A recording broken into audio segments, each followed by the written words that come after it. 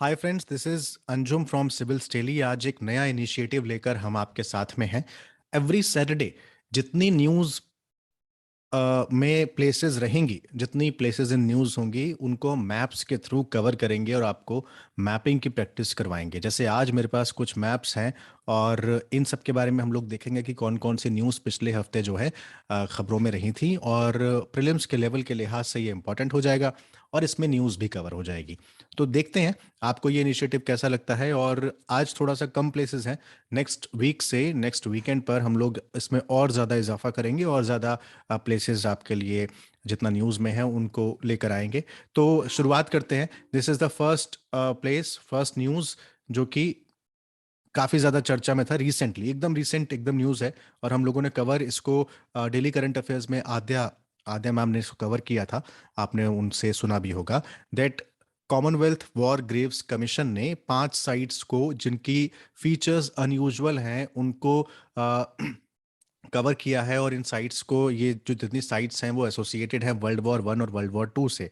तो नागालैंड जो है वो कोहिमा वॉर सेमेट्री की वजह से इसको इंक्लूड किया गया है, और नागालैंड इसलिए चर्चा में हो जाता है। तो हमको देखना है कि नागालैंड की जो बाउंड्री है वो कहाँ कहाँ लगती है। क्या इंटरनेशनल बाउंड्री है, ये आप नागालैंड देख पा रहे होंगे। जी हाँ, इंटरनेशनल बाउंड्री लगती है नागालैंड की।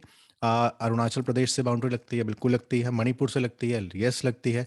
क्या असम से लगती है, लगती है। मिजोरम से लगती है, नहीं लगती। तो इसको याद करने का एक तरीका है अरुणा मामी, है ना। तो अरुणा यानी अरुणाचल प्रदेश, अरु यानी अरुणाचल प्रदेश, ना यानी नागालैंड, मा यानी मणिपुर, और मी यानी मिजोरम। तो ये आप सीरीज में याद कर सकते हैं इस तरीके से, अरुणा मामी, अरुणाचल प्रदेश, नागालैंड, मणिपुर, मिजोरम। और असम से भी इसकी सीमा लगती है, याद रखिएगा। लेकिन त्रिपुरा या मेघालय से नहीं लगती है। एक और चीज़ आपको बता दूं कि Meghalaya is the only north eastern state जिसकी जो बाउंड्री है वो केवल एक ही स्टेट से लगती है, एक ही इंडियन स्टेट से लगती है, वो है असम। बाकी सबकी दो दो कम से कम लगती हैं। तो त्रिपुरा आप देख पा रहे होंगे, मिजोरम से भी लग रही है, असम से भी लग रही है। मणिपुर की देख रहे होंगे, मिजोरम से भी लग रही है, असम से लग रही है। नागालैंड की 3 से लग रही है, असम से, मणिपुर से, अरुणाचल प्रदेश से। अरुणाचल की देखिए 2 से लग रही है, नागालैंड से लग रही है, असम से लग रही है। और असम ऐसा राज्य है जिसकी सबसे लग रही है, यानी कि मेघालय से, त्रिपुरा से, मिजोरम से, मणिपुर से, नागालैंड से, अरुणाचल प्रदेश से, है ना। तो असम एकदम हार्ट में है पूरे इस नॉर्थ ईस्टर्न स्टेट्स के, हमारे पूर्वोत्तर भारत के। सिक्किम से किसी की बाउंड्री लगती है नॉर्थ ईस्ट स्टेट में, नहीं लगती है। केवल वेस्ट बंगाल से थोड़ी सी हमारी बाउंड्री, उसकी ये वाले हिस्सा लगता है। और चिकन नेक से होते हुए आप पहुंचते हैं आसाम तक। तो ये पूरा का पूरा था। अगर आप फिजिकल मैप को देखना चाहें तो अगर आप ये देख रहे होंगे तो यहाँ पे आपको मिशमी हिल्स दिख रही होंगी, डाफला हिल्स दिख रही होंगी, है ना, ये है। और यहाँ पर अगर आप लाइन से लेंगे तो गारो, खासी, जयंतिया, ये 3 हिल्स हैं। गारो, खासी, जयंतिया, इसके बाद आती है बरेल रेंज, और फिर आती है नागा नागा हिल्स। नागा हिल्स यानी नागालैंड में है, पटकाई बूम, नागा और मिजो हिल्स। अगर आपको नॉर्थ टू साउथ लगाने को आ जाए कि मिशमी, पटकाई, नागा और मिजो हिल्स को लगाइए, तो सबसे ऊपर मिशमी आएगा, देन पटकाई बूम आएगा, देन नागा नागा हिल्स आएगा, देन मिजो हिल्स आएगा। अगर आपको वेस्ट टू ईस्ट लगाने को आए तो सबसे पहले गारो आएगा, देन खासी आएगा, देन जयंती आएगा, देन बरेल आएगा, देन नागा हिल्स आएगा, है ना। तो ऐसे ही डाफला और मिशमी हिल है, इसमें अबोर नहीं है। और तो डाफला, अबोर, मिशमी, इस तरीके से एक सीरीज बनती है यहाँ पर। प्लीज़ अपने मैप्स में आप इसको देख लेना, ठीक है। तो ये मिजो हिल्स हैं, और यहाँ पर ये मानस रिवर पड़ती है, ये सुबनसिरी है, ये पड़ती है आपकी संकोश। तो इस तरीके से ये रिवर्स है। रिवर्स पे हम लोग कभी और बात करेंगे क्योंकि उसमें आपको ज्यादा समय चाहिए। ये तो मतलब ऐसा था कि ये फटाफट से आपको हो सकता है और आप तुरंत याद भी कर सकते हैं ना, गारो, खासी, जयंती या बरेल, मकेर, और ऊपर Mishmi, then Mikir, then Barail, then Mizo, है ना, याद हो सकती है। नाउ नेक्स्ट ना, थोड़ा मिडल ईस्ट की तरफ चलते हैं। यू यू यानी कि इधर आता है आपका यमन, यहाँ आता है ओमान, और यहाँ आता है यूएई। तो YOU याद रखिएगा, यमन, ओमान, और ओमान के बगल में पड़ता है यूएई।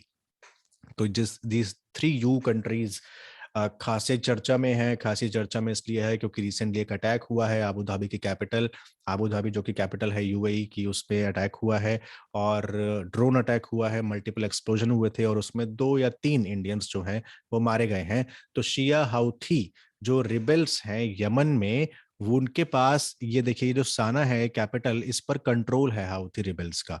ठीक है, हाउथी रिबेल्स का कंट्रोल है, और इस वजह से यहाँ पर पिछले 7 या 8 साल से यमन जो है अपने गृह युद्ध में उलझा हुआ है, इनसे पार पाने की कोशिश कर रहा है। और एक फोर्स जो है वो सऊदी लेड है, यानी सऊदी की लेड है, और जो हाउथी हैं उनको ईरान का समर्थन है। तो इस तरीके से एक ईरान और सऊदी समर्थित दो, यानी कि बैक इन दोनों को अलग अलग देशों का है, और ये आपस में उलझे हुए हैं। तो यमन ने यूएई पर हमला किया, इस वजह से ये चर्चा में पूरा का पूरा मिडल ईस्ट आ गया। तो प्लीज आप मिडल ईस्ट को एक बार देख लीजिएगा। याद ये रखिएगा कि बब अल मंदेब और गल्फ ऑफ अदन, ये आपको याद रखना है। बबल मंदेब कहाँ पर पड़ता है, तो याद रखिएगा कि इधर पड़ता है आपका जिबूती, इधर एरिट्रिया, इधर पड़ता है आपका यमन। ठीक है, तो ये एक है Somalia, this is Gulf of Aden. ठीक है, this is Shia majority area. ये पूरा का पूरा इतना एरिया है, ये शिया मेजोरिटी है, और जो हाउथी हैं वो शिया है। तो शिया हाउथी रिबल्स हैं यमन में। यूपीएससी कई बार पूछता है कि कौन कौन से रिबल्स कहाँ कहाँ के हैं, है ना। तो हाउथी कंट्रोल्ड ये पूरा का पूरा एरिया है। इनके एक मुझे उनका नाम इस टाइम नहीं याद आ रहा, जिन्होंने ये हाउथी विद्रोह को स्थापित किया था, उनके नाम के आगे हाउथी लगा हुआ था, तो उनको फिर यमन के सैनिकों ने मार दिया। और तब से ये जो हाउथी रिबल्स है, रिबेलियंस है, ये और ज़्यादा मतलब इनकी फोर्सेस और ज़्यादा उग्र हो गए, और ज़्यादा इंसर्जेंसी वहाँ पर बढ़ गई। तो ये सेसेशनिस्ट प्रोविंसेस हैं ये सारे। ठीक है, तो हमको इतना डिटेल में जाने की ज़रूरत नहीं है, क्योंकि वो क्वेश्चन आएगा भी नहीं। आपको केवल याद ये रखना है कि यमन, ओमान और यूएई लाइन से, देन बबल मंदेब, और यमन की जो कैपिटल है उस पर किसका कब्जा है। हाउथी के बारे में थोड़ा पता होना चाहिए कि यमन का साथ कौन दे रहा है और हाउथीज का साथ कौन दे रहा है, ये आपको पता होना चाहिए। नेक्स्ट, डावोस रिसेंटली न्यूज़ में था। मैं इस पर हाउथी इंसर्जेंसी पर एक अलग से वीडियो बना दूंगा, क्योंकि ये ऐसा टॉपिक है जिस पर थोड़ा सा आपको समय चाहिए होगा। तुरंत आपको प्लेसेस इन न्यूज़ में हम लोग नहीं बता पाएंगे, बिकॉज फिर वो जो हमारा कम टाइम में ज़्यादा चीज़ें कवर करने वाला जो हमारा मैंडेट है वो खराब हो जाएगा। तो रिसेंटली प्राइम मिनिस्टर ने WEF world economic forum Davos agenda में वीडियो कॉन्फ्रेंसिंग के थ्रू संबोधित किया था। तो आपको देख लेना है कि ये स्विट्ज़रलैंड है, जर्मनी से लगता है, फ्रांस से लगता है, इटली से लगता है ना, ऑस्ट्रिया से लगता है, और ये चारों तरफ से इस तरीके से बीच में पड़ता है स्विट्ज़रलैंड। और ये है ज्यूरिख यहाँ पर, ये देखिए, है ना, बहुत फेमस जगह है। Basel, Basel convention, Basel norms आप पढ़ते होंगे। यहाँ से राइन रिवर आती है जो कि गिरती है बासेल से, बासेल के से जुड़ती है। ये लेक कॉन्स्टेंस, मैंने आपसे पूछा था एक बार लेक कॉन्स्टेंस कहाँ पड़ती है, तो याद रखिएगा जर्मनी और स्विट्ज़रलैंड के बॉर्डर पर लेक कॉन्स्टेंस है। ऑस्ट्रिया से भी उसका बॉर्डर लगता है। और ये आपकी आल्प्स पर्वत है, यानी आल्प्स के पूरे माउंटेन ये वाले हैं। ये आपका है लेक जेनेवा, और यहाँ पर है जेनेवा। तो जेनेवा वेस्ट में, बासेल नॉर्थ में, डावोस यहाँ पर ईस्ट में, ये देखिए, है ना, साउथ ईस्ट टाइप का पड़ रहा है। ये लुगानो, ये जूरिक, ज्यूरिक है ना, और ये है आपका बर्न। तो ये आपको याद रखना है ये तमाम चीजें। ठीक है, कि आल्प्स पर्वत, lake Constance, lake Geneva, Zurich, Zurich, Davos, Geneva. ठीक है, जेनेवा बीच में नहीं है, याद रखिएगा। ठीक है, कौन कौन सी रिपोर्ट्स हैं, मैंने अलग से इस पे पूरा प्रोग्राम किया है। डावोस एजेंडा 2022 क्या है, क्यों प्राइम मिनिस्टर ने संबोधित किया, क्या क्या वहां पर हुआ, कौन कौन सी रिपोर्ट्स निकाली जाती हैं, competitiveness report, IT report, global gender risk, travel tourism, etcetera etcetera. Next, Sumatra, Java, Timor, Sulawesi, Borneo, है ना, बहुत ज्यादा चर्चा में। रिसेंटली मैंने एक वीडियो बनाया था। इंडोनेशिया की नई capital new Centara, new Centara जो भी है, बनने जा रही है और बन चुकी है। और नई कैपिटल है, पहले जावा पर हुआ करती थी, जकार्ता। चूंकि क्लाइमेट चेंज की वजह से ये जावा डूबने वाला है, बहुत ज़्यादा वहाँ पर पॉपुलेशन है, और इंफ्रास्ट्रक्चर उतना ज़्यादा है मतलब उस पर बहुत ज़्यादा दबाव पड़ रहा है। और जावा बिल्कुल वल्नरेबल हो चुका है कि इसमें कुछ सालों में ये डूबने के इसके चांसेस ज़्यादा हैं, सिंक हो जाएगा। इसलिए आपको नई कैपिटल की ज़रूरत है, और ऐसी कैपिटल न्यू सेंटारा जो कि बोर्नियो आइलैंड पर है, ऊपर पड़ रहा है मलेशिया, ये है छोटा सा ब्रुनेई, और ये यहाँ पर है सुलावेसी। सुलावेसी केव्स के बारे में आपने सुना होगा। ईस्ट तिमोर, सुमात्रा, सुमात्रा एकदम पास में है अपने इंडिया से। एक बार क्वेश्चन आया था यूपीएससी का, ये मलेशिया, इधर थाईलैंड, वियतनाम, साउथ चाइना सी, जावा सी। तो जावा पे जकार्ता, और नई कैपिटल है बोर्नियो आइलैंड पर, याद रखिएगा बोर्नियो आइलैंड। और कैलीमैंटन ये पूरा का पूरा प्रोविंस है जहां पर नई कैपिटल बसाई जा रही है, और यहाँ पर मैंग्रोव्स के बहुत सारे फॉरेस्ट हैं। तो ये पूरा का पूरा इसलिए न्यूज में था, तो आपको पता होना चाहिए सुलावेसी, बोर्नियो। अगर अगर आपको ईस्ट टू वेस्ट लगाने को आता है तो आप लगाएंगे Sumatra, Borneo, Sulawesi, New Guinea. ठीक है, याद रखिएगा Sumatra, Java, then this is Borneo, then this is Sulawesi, then Timor, then New Guinea. ठीक है, चलिए। प्लेसेस इन न्यूज में ring of fire, Pacific ring of fire, ये देख रहे हैं पूरी की पूरी प्लेट, इंडो ऑस्ट्रेलियन प्लेट है। यहाँ से ये रशिया के पास, ये जापान से होते हुए आप, जापान में माउंट क्या कहते हैं, माउंट फ्यूजियामा है ना, माउंट फ्यूजियामा, देन ये लूशियन ट्रेंच से होते हुए नॉर्थ अमेरिका की ये पूरी रेंज, यहाँ पर सेंट हेलेंस है। ठीक है, और ये साउथ अमेरिकन प्लेट तक जाते हैं, यानी ऑस्ट्रेलिया यानी न्यूजीलैंड से अगर आप अराउंड द क्लॉक चलेंगे और ये कर्व होते हुए ये आपको यहाँ पर, यहाँ आपको छोड़ेंगे, ये पूरा बनता है आपका रिंग ऑफ फायर। अब रिंग ऑफ फायर में सबसे ज्यादा 90% ऑफ वर्ल्ड का जो अर्थक्वेक है वो रिंग ऑफ फायर में आता है, और 80% से ज्यादा बड़े बड़े अर्थक्वेक यहीं पर आते हैं। 450 से ज्यादा वॉल्केनो का ये होम है, और 4 most active volcano, mount saint Helena, this is in USA, mount Fujiyama, mount Pinatubo, जो कि फिलीपींस का है, ये पूरा का पूरा आता है इसमें। और हवाईयन हॉटस्पॉट आप जानते हैं, लूशियन ट्रेंच के बारे में आपको पता ही है, ये इसलिए न्यूज में था रिसेंटली। टोंगा में एक अर्थक्वेक आया, सुनामी आई, वॉल्केनो फटा अंडर सी, और उसने तबाही मचाई। ये जो हिस्सा दिख रहे हैं ना, ये टोंगा ट्रेंच है। अभी आपको अगले उसमें दिखाऊंगा। Now this is the whole ring of fire is the result from the subduction of oceanic tectonic plate beneath the lighter continental plate. आप सबडक्शन क्या होता है, एक का नीचे जाना दूसरे के।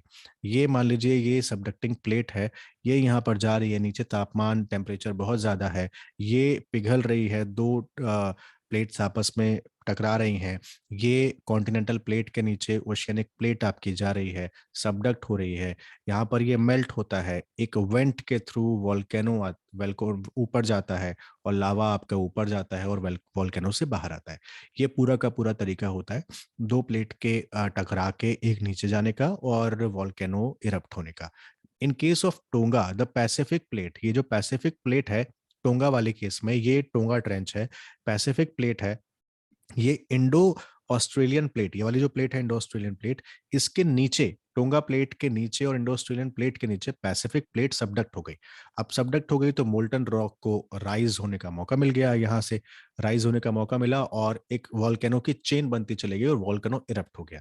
ये पूरा का पूरा मैटर हुआ, ये रिंग ऑफ फायर है, ये टोंगा ट्रेंच है, ये इंडो ऑस्ट्रेलियन प्लेट है, और ये आपकी पैसिफिक प्लेट है। ये प्लेट गई इसके नीचे और यहाँ से आपका वॉल्केनो इरप्ट हो गया, और वो समुद्र के नीचे ही रहा। याद रखिएगा ये 40,000 किलोमीटर की ट्रेसेस है ये पूरी की पूरी ring of fire, Pacific ring of fire की, और न्यूजीलैंड से होती हुई ये जाती है और सर्कुलर में कवरिंग टोंगा, कैरमाडैक, इंडोनेशिया, फिर ऊपर जाती है जापान, यहाँ पर जापान ट्रेंच, किरुलिल ट्रेंच, ये सारी मरियान ट्रेंच, चैलेंजर डीप के बारे में आपको पता ही होगा, है ना। और ये अलूशियन ट्रेंच से होते हुए ये mount saint Helen, most active volcanoes में से एक, ये भी यहाँ पर है ना। और ये मिडल अमेरिका ट्रेंच से होते हुई पेरू चिली ट्रेंच तक ये जाती है, पूरी नॉर्थ अमेरिका और साउथ अमेरिका को कवर करता है। यहाँ पर सबसे ज्यादा आपके वॉल्केनो इरप्ट होते हैं। Now the volcano erupted in south Pacific island of tonga, जिसने सुनामी ट्रिगर की। ये देखिए इस तरीके से जमीन के नीचे यानी कि समुद्र के नीचे वॉल्केनो इरप्ट हुआ, और मतलब बहुत ज़्यादा, मतलब it was like hell for tonga के लोग। टोंगा के आसपास जितने लोग रहते हैं, बहुत समस्या वहाँ पर लोगों को हुई। अब जीवन धीरे धीरे पटरी पर लौट रहा है। वहाँ पर सैटरडे को इरप्ट हुआ था, बहुत डैमेज हुआ। तो ये टोंगा है, 2300 किलोमीटर है न्यूजीलैंड से अराउंड। तो 5 मिलियन पॉपुलेशन यहाँ पर है।